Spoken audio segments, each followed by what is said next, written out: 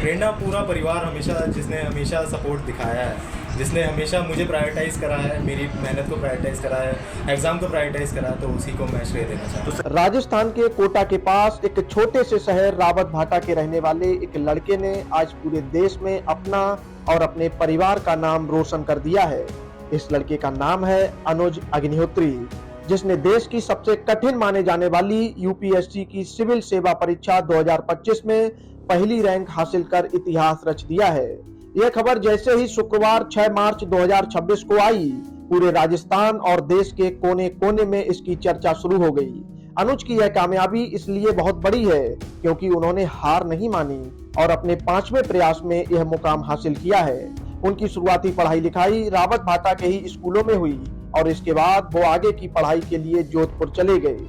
वहां उन्होंने एम्स जोधपुर जैसे भारत के सबसे बड़े मेडिकल संस्थान से एमबीबीएस यानी डॉक्टरी की पढ़ाई पूरी की। डॉक्टर बनने के बाद आमतौर पर लोग बड़े अस्पतालों में नौकरी करते हैं और लाखों का पैकेज लेते हैं, लेकिन अनुज के मन में तो समाज और देश की सेवा के लिए एक बड़ा प्रशासनिक अधिकारी बनने का सपना पल रहा था। इसीलिए उन्होंने डॉक्टरी की सफेद वर्दी और क्लिनिक की लाइन छोड़कर यूपीएससी की कठिन तैयारी का रास्ता चुना। इससे पहले अनुज ने दैनिक सेवा भी ज्वाइन की थी, जो केंद्र सरकार की ग्रुप बी की प्रशासनिक नौकरी है, लेकिन उनका असली लक्ष्य तो आईएएस की कुर्सी तक पहुंचना था। अनुज ने अपनी सफलता का श्रेय भगवान और अपने माता पिता के साथ साथ अपने सभी गुरुओं को दिया है, जिन्होंने इस लंबी यात्रा में उनका साथ दिया। सर, कैसा महसूस कर रहे हैं आज आप? बहुत ज़्यादा अच्छा महसूस हो रहा है। अभी थोड़ा समय लग रहा है प्रोसेस करने में। अच्छा, ये जो बताइए मुझे आप कि आपने जो इतनी बड़ी सफलता हासिल की है, इसमें प्रेरणा आपको मतलब मुख्य रूप से किससे मिली?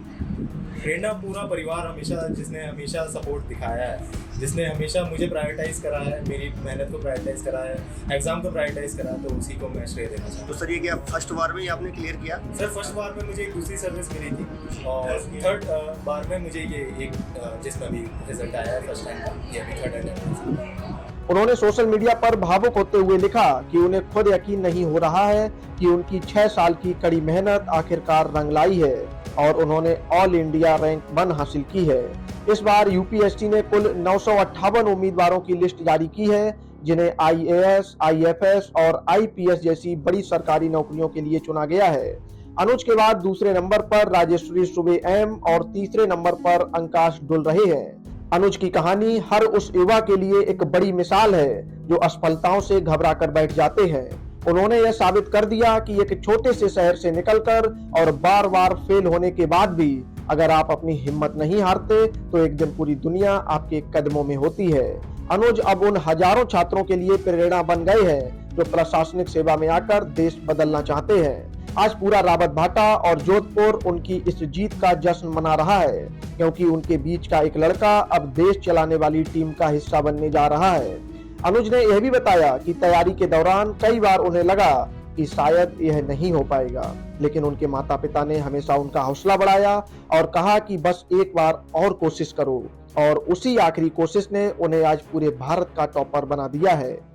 रिजल्ट के मुताबिक अभी इन सभी 958 सफल उम्मीदवारों को अलग अलग विभागों में ट्रेनिंग के लिए भेजा जाएगा, जिसमें अनुज को उनकी पहली पसंद यानी आईएएस कैडर मिलने की पूरी उम्मीद है। तो यह थी राजस्थान के लाल अनुज अग्निहोत्री के संघर्ष से सफलता तक की पूरी कहानी। Bureau report, Bharat update dash.